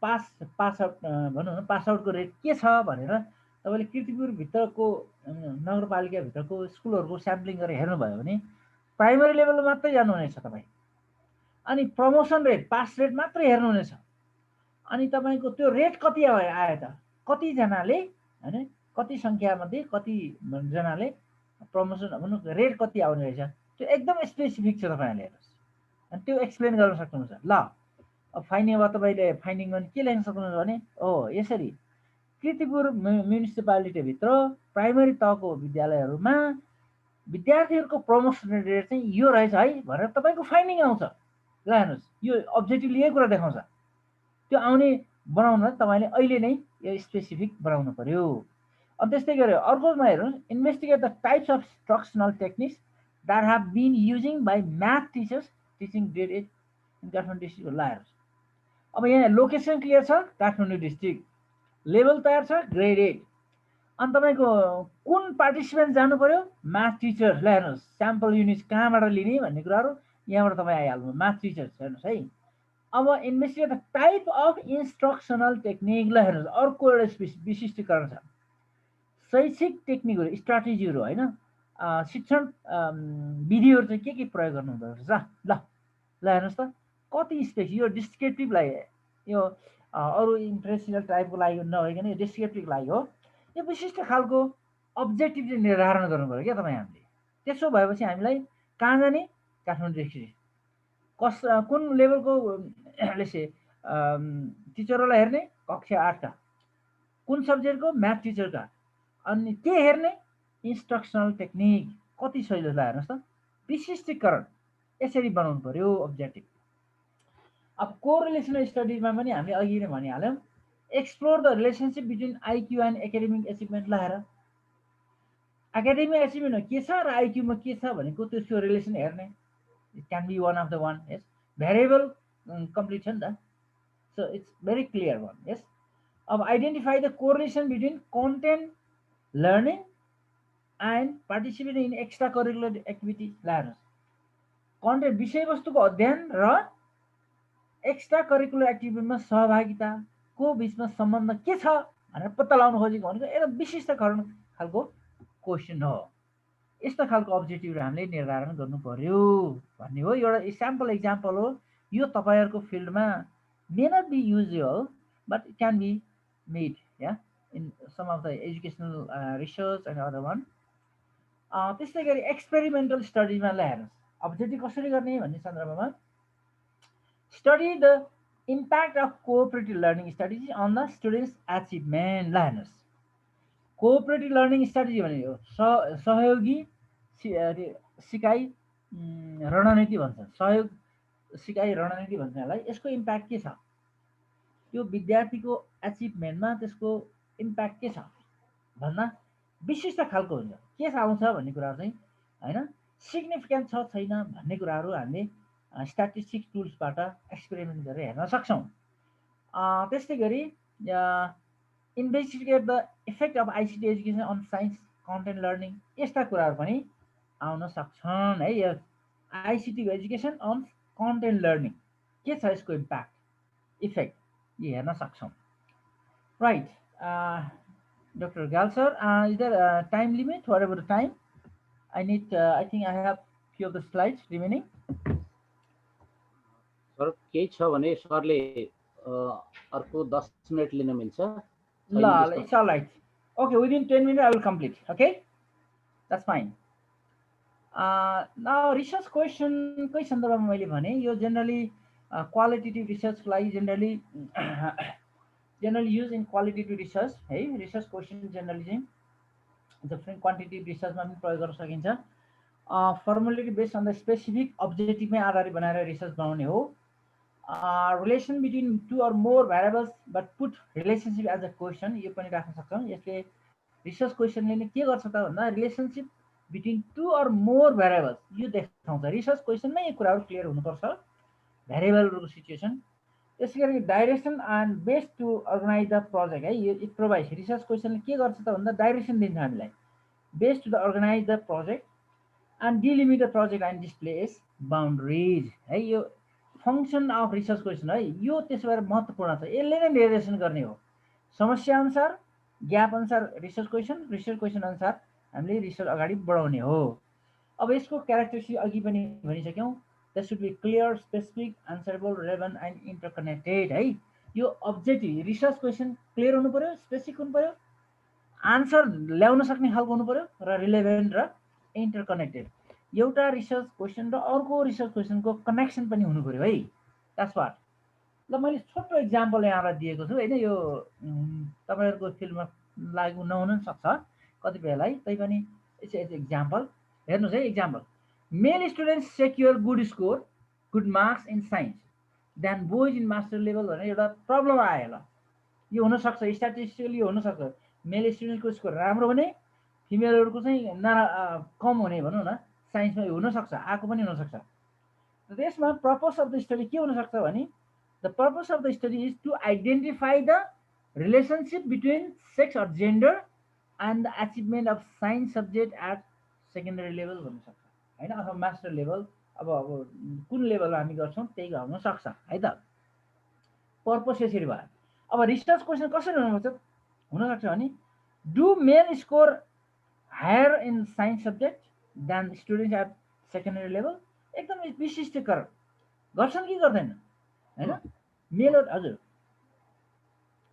and hypothesis is given that boys secure हायरमा यो हाइपोथेसिस भनेको टेन्टेटिभ आन्सर हो है तपाईँ हामीले गेस गर्ने हो यो हुन पनि सक्छ यो प्रमाणित हुन पनि सक्छ नहुन पनि सक्छ अब हामीले एउटा प्रपोज के गर्न सक्छौँ भने boys secure higher marks in science subject as compare to girls at secondary level यस्तो खालको प्रपोजिसन हामीले गर्न सक्छौँ अनि त्यसलाई टेस्ट गर्ने है त अनि हाइपोथेसिसको सन्दर्भमा नल हाइपोथेसिस अल्टरनेटिभ हाइपोथेसिस अरू कुराहरू छँदैछन् यहाँले गरिराख्नु भएको होला now let's be the objective है अर्को फेरि अब्जेक्टिभमा गएँ यो अगाडिपट्टि हुनुपर्ने स्लाइड रहेछ तर अब्जेक्टिभ अनुसार रिसर्च क्वेसन र कसरी डिजाइन गर्ने भन्ने सन्दर्भमा मैले भनेको to identify the way that teacher have been practicing to differentiate the general education curriculum in integrated school to meet the peculiar learning needs of the student in learning environment भन्छ यो एउटा अर्को area education लेभलको हो होइन यसलाई पनि यो जस्तो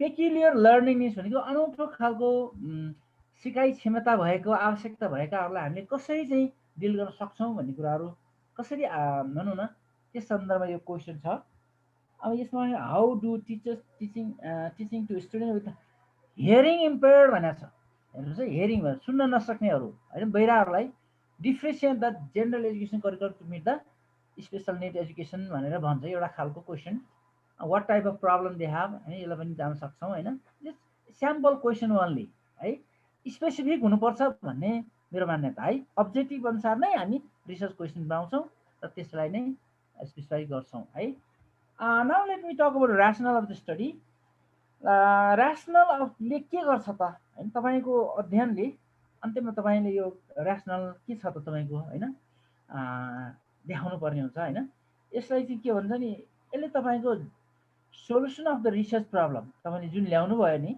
त्यसको जस्टिफाई गर्छ हेर्नुहोस् यसले के पनि गर्छ भने एजुकेसनल थ्योरी अथवा प्र्याक्टिस अथवा सोसल फेनोमेनन डेभलपमेन्ट पर्सपेक्टिभमा यसले तपाईँले कन्ट्रिब्युसन गर्न सक्नुहुन्छ भन्ने कुरा जस्टिफाई गर्छ होइन त्यसो भएको यो महत्त्वपूर्ण छ यो राख्नुपर्छ तपाईँले यो इलेमेन्ट ग्रुपमा अनि clarify it how it can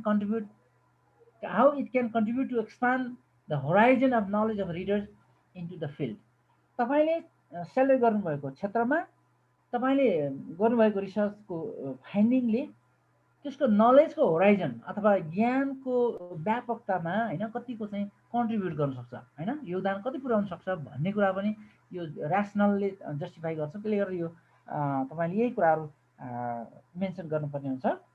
अनि त्यस्तै गरी कसलाई भन्ने कुरा आयो, एक्सप्लेन हु, व्यक्तिगत हो कि ग्रुपमा हो कि अर्गनाइजेसन हो कि सोसाइटीमा, कसलाई चाहिँ को बेनिफिट हुन्छ तपाईँको रिसर्चबाट होइन, तपाईँ how will they get benefit र तपाईँको रिसर्चबाट उहाँहरूले कसरी बेनिफिट लिन सक्नुहुन्छ भन्ने कुराहरू ऱ्यासनलमा हामीले राख्ने चलन छ है। This is what we have to do. अब लिमिटेसन र डिलिमिटेसन अलिक महत्त्वपूर्ण छ, यसलाई पनि हामीले गर्नै पर्ने कुरा हो। यो कम्पोनेन्ट अफ रिसर्च प्रपोजलमा पर्छ।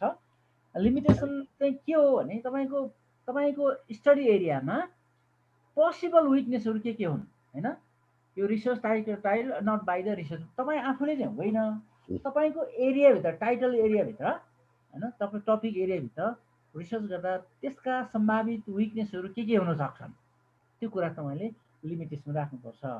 हुनसक्छ त्यो पुवर जेनरलाइजेसन अफ फाइन्डिङ होइन, तपाईँले जति एरियामा रिसर्च गर्नुभयो अथवा हामीले गर्छौँ त्यो चाहिँ सबै एरियाको लागि नहुन सक्छ, किनभने त्यसको स्याम्पलिङ चाहिएको कुराहरू, अनसर्टेनिटी, रिलायबिलिटी अफ टुल्समा पनि त साइन्टिफिक नहुन सक्छ, use of unscientific sampling method हुनसक्छ होइन। विविध कारणले गर्दा तपाईँको जुन फाइन्डिङ छ नि सबैलाई युनिभर्सल ट्रुथ भन्न मिल्दैन भन्ने कुरा चाहिँ यो लिमिटेसनले राख्नुपर्छ। यो चाहिँ तपाईँले गर्ने नि तपाईँको एरियाले गर्ने रिसर्च टपिक अथवा रिसर्च टाइटलले डिजाइन के अरे गाइड गर्ने कुरा हो है यो लिमिटेसन चाहिँ। हजुर हामी क्लियर हुनुपर्ने यो हो। अर्को डिलिमिटेसन भने छ यो चाहिँ बााउन्ड्रिज हो, हामीले बनाउने स्कोप हो है।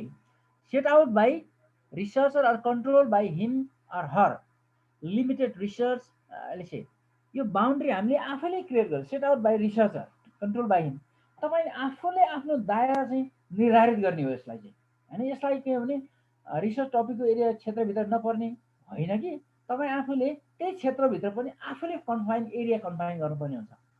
त्यो बेला चाहिँ डिलिमिटेसन राखिन्छ। जस्तो लिमिटेड लिटरेचर रिभ्यू हुनसक्छ, तपाईँले अध्ययन गरेको जुन लिटरेचर सीमित मात्रै हुनसक्छ। Population not represented by the study, तपाईँको अध्ययन गरेको सर्टेन पोजिसनहरू त्यहाँ इन्क्लुड नभएको हुनसक्छ, तपाईँ आफैले एक्सक्लुड गर्नुपर्ने हुनसक्छ। त्यहाँ लिमिटेसन सोर्स हुनसक्छ, अविविध कारणले हुनसक्छ होइन। तपाईँले आफूले डिलिमिट गर्नुभयो, त्यसलाई चाहिँ हटाउनु हो, मैले यति गर्न सक्छु यति छोड्दिने गर्न सक्दिनँ भन्ने कुरा आयो। अनि अर्को procedure that have not been use in the research, तपाईँले गर्नै पर्ने कुनै कुराहरू पनि तपाईँ छोड्नुपर्ने बाध्यता पर्न सक्नुहुन्छ। र त्यो कारण तपाईँले त्यो लिमिटेसन देखाउनु भयो भने त्यो डिलिमिटेसन हुन्छ। यो फर्स्ट वान इज लिमिटेसन चाहिँ टपिकले गाइड गर्ने भयो, टपिक क्षेत्रभित्र पर्ने भयो। डिलिमिटेसन चाहिँ तपाईँ आफूले रिसर्चर आफैले लिमिट के गर्न सक्छु के गर्न सक्दिनँ, म यो गर्नै सक्दिनँ लिएर छोडिदिएँ तर यति कुरा चाहिँ म गर्छु है भन्ने कुरा चाहिँ आउनु पर्यो यो डिलिमिटेसनमा। र फाइनली अब डेफिनेसन अफ टर्म लेख्ने चलन छ। यो चाहिँ अब अनफ्यामिलियर वर्डहरू होइन अनफ्यामिलियर यो रिसर्च प्रपोजलमा राख्नु उचित हुँदैन, किनभने पाठकले अथवा रिसर्चरले गाइड सबैले बुझ्ने खालको हुनु पर्यो। कुनै टेक्निकल वर्डहरू जस्तो मिसइन्टरप्रेट हुन सक्छन्, त्यसले गर्दाखेरि तपाईँहरूले त्यो डेफिनेसन अफ टर्म्स पनि त्यहाँ राख्नुपर्छ भन्ने एउटा शीर्षक चाहिँ डेफिनेसन टर्म पनि आउँछ।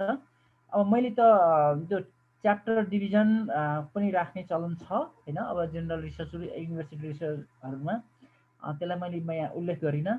रेफरेन्सेस मस्ट है, there is no doubt. These are all what I have to share. If you have any question, I will share. With this all, I would like to end my presentation here. If you have any question, please, I'll be more than happy to answer you. Thank you. धन्यवाद doctor Aita Vishwakarma, साह्रै राम्रो प्रेजेन्टेसनको लागि। हाम्रो साथीहरू जो सहभागी हुनुहुन्छ उहाँहरूले केही प्रश्न सोध्न चाहनुहुन्छ? कृपया उहाँले हात उठाउन सक्नुहुन्छ है।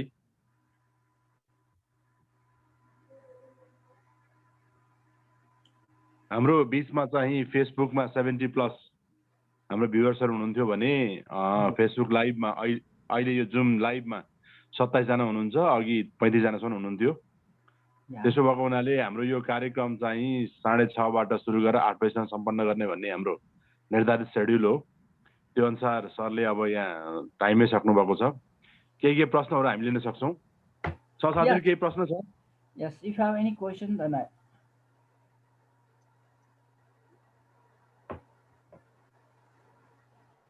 कसैको नि हात उठाइदैन नि त? Yeah. Okay.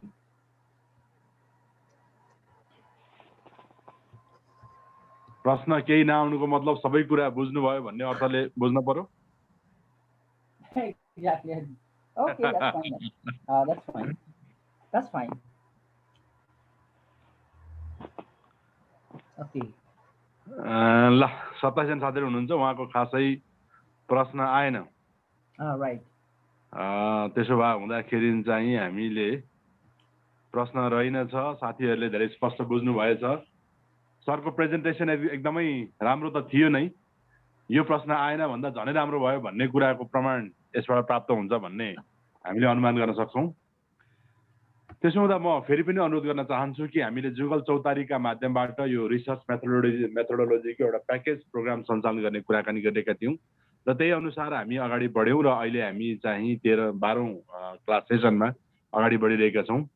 र यो हामीले कार्यक्रम सञ्चालन गर्दै गर्दा धेरै साथीहरूबाट हामीलाई फिडब्याक के प्राप्त भएको छ भने अत्यन्तै राम्रा विषयवस्तुहरू यहाँले प्रस्तुत गरिनु भएको छ र धेरै राम्रा फेसिलिटेटरहरू अथवा इन्स्ट्रक्टरहरू यहाँले चाहिँ जम्मा गर्नुभएको छ। यसको निम्ति उहाँले हामीलाई धन्यवाद दिनुभएको छ र यो धन्यवाद फेरि पनि उहाँहरूले दिनुभएको, सहभागीहरूले दिनुभएको धन्यवाद म सबै साथीहरू, सहभागी साथीहरूलाई र खास गरी आजको प्रोग्राममा सहभागी हुनुहुने इन्स्ट्रक्टर, हाम्रो फेसिलिटेटर सर आइता विश्वकर्मालाई हामी हार्दिक धन्यवाद दिन चाहन्छौँ र हामी फेरि पनि मौका मिल्दा सरको इनपुट हामी अपेक्षा गरिरहेका छौँ।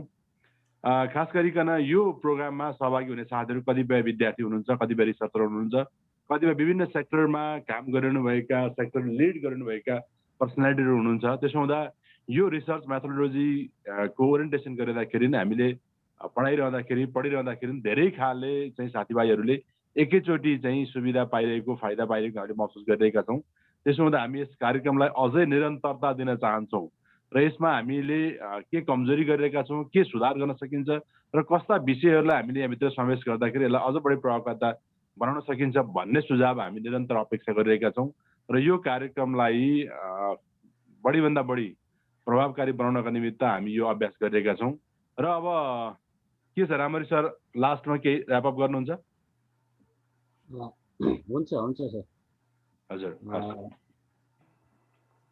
म सबैभन्दा पहिला डाक्टर आइता विश्वकर्मालाई हार्दिक आभारसहित धन्यवाद प्रकट गर्न चाहन्छु, किनभने उहाँले शालीन ढङ्गले कसरी प्रपोजल लेख्ने, प्रपोजलका प्रकारहरू के छन्, अनि हामी कसरी हाम्रो अब्जेक्टिभलाई स्पेसिफाई गर्न सक्छौँ, लिमिटेसन डिलिमिटेसनमा के फरक छ जस्ता कुराहरूलाई एउटा शब्द केलाएर उहाँले हामीलाई प्रस्तुत गर्नुभयो। त्यो विशेष महत्त्वको कुरा हो। धेरै ठाउँमा झुक्किने कुरा के छ भने सिग्निफिकेन्स अफ द स्टडी र ऱ्यासनल अफ द स्टडी एउटै हो कि फरक हो कि, कसले के लेख्ने त्यो कुरा छुट्टिँदैन। अनि लिमिटेसन्स हो कि डिलिमिटेसन हो भन्ने खालको कुराहरूमा पनि उत्तिकै समस्या देख्छौँ हामी लेख्दै मात्रै होइन, लेखाउनेहरूमा समेत समस्याहरू देखिन्छ। त्यस कारणले गर्दा उहाँहरूले यस्ता कुराहरू अनि एउटा टेक्निकल टर्मिनोलोजीहरूको डेफिनेसन्सका कुराहरू सबै कुराहरू प्राय समेट्नु भएको छ।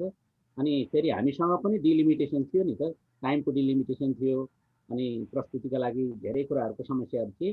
त्यसो भएकोले गर्दा उहाँले हामीले जे कुरा गर्नका लागि भनेर दियौँ उहाँले गर्नुभयो, फेरि पनि हार्दिक धन्यवाद सरलाई।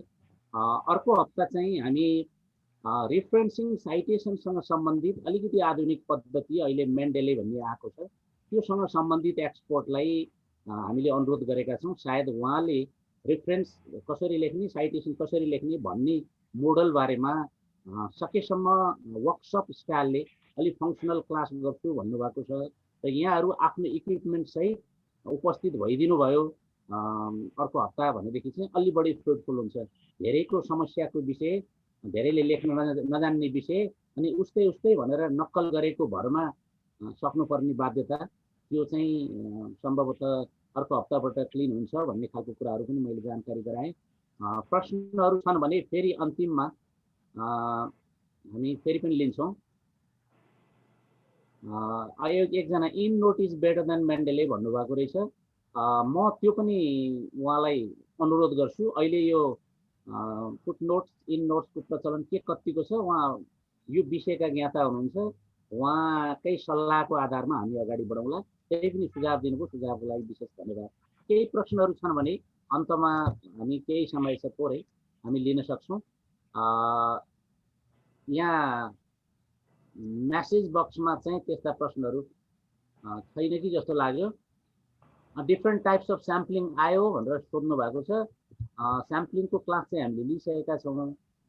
त्यसलाई अझ क्लियर गर्नुपर्छ भने हामी फेरि पनि फेरि पनि अर्को क्लास गरौँला, त्यो केही छैन। हामीसँग अब सिलेबसको आधारमा कुरा गर्ने हो भने नेपालको कन्टेक्स्टमा रिसर्चहरू के कस्तो भए भन्ने एउटा क्लास हुन्छ। वर्ल्ड कन्टेक्स्टमा के कस्ता रिसर्चहरू भइरहेछन् भन्ने खालको एउटा हुन्छ। अनि यो citation, footnotes, endnotes, Mendeley, referencing लगायतका कुराहरूमा अर्को क्लास हुन्छ। अनि आज प्रपोजल राइटिङको कुरा हामीले अध्ययन गऱ्यौँ। अब रिपोर्ट राइटिङका कुराहरू पनि एउटा क्लास हुन्छ। हाम्रो यज्ञ भट्टराईजीले हात उठाउनु भएको छ, उहाँसँग केही छ भने म प्रश्न आफै राखिदिनका लागि अनुरोध गर्छु।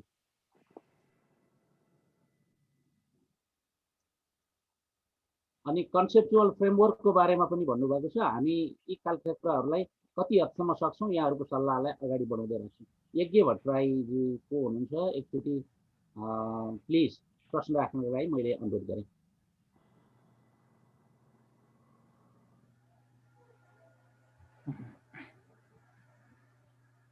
केही यो अनम्युट गर्न समस्या छ भनेदेखि म निराजनजीलाई त्यो मार्ग प्रशस्त गरिदिनु हुनको लागि पनि मैले हार्दिक अनुरोध गर्छु।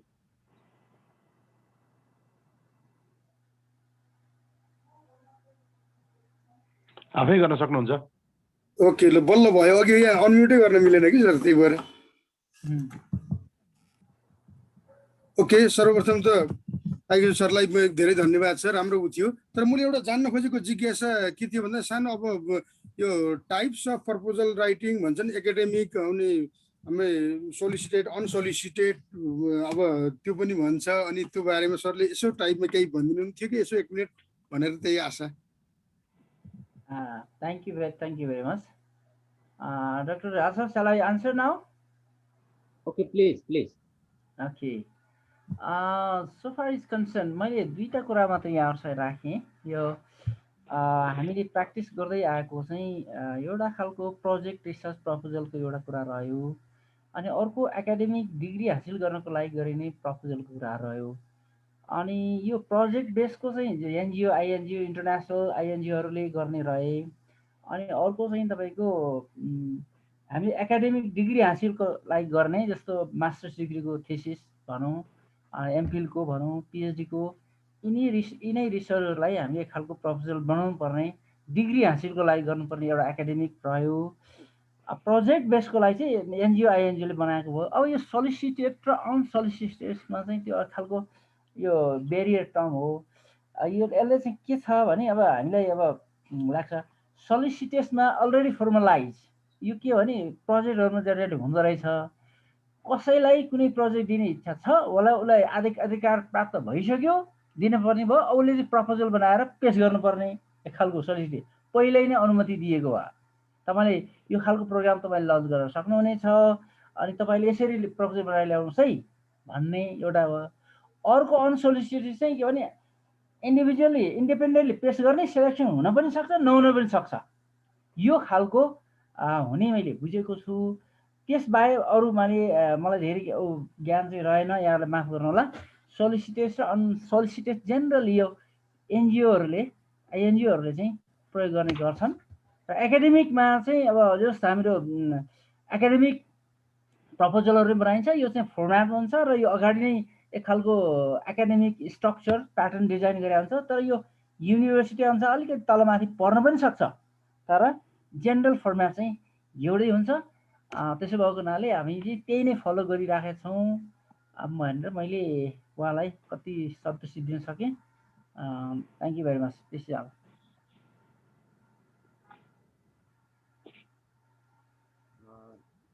यज्ञेश्वरको व्यर्थोर समाधान भयो होला, हामीसँग समयको कन्स्ट्रेन्ट छ।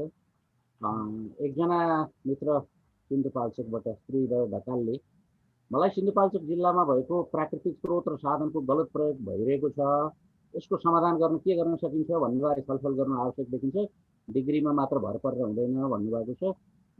यो अहिले हामीले रन भइरहेको क्लास चाहिँ रिसर्चसँग सम्बन्धित क्लास नै हो कि तपाईँले उठाउनु भएको पनि छलफलको विषय पक्कै हो?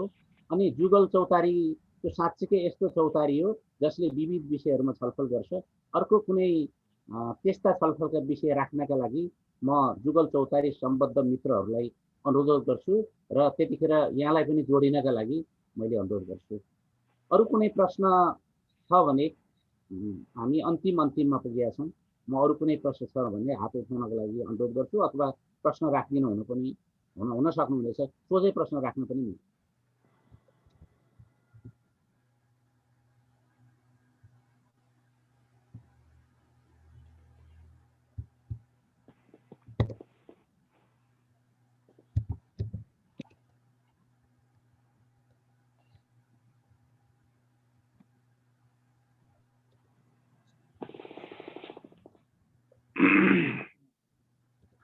अब समापन गरौँ सर। सरले क्लोजिङ गरिदिनु होला। ठिकै छ, त्यसो भए अरू केही पनि छैन। उपस्थित सबैलाई हार्दिक धन्यवाद र आजका स्रोत व्यक्तिलाई विशेष धन्यवाद। धन्यवाद sir, thank you very much. हस्, गुड नाइट एभ्रिबडी।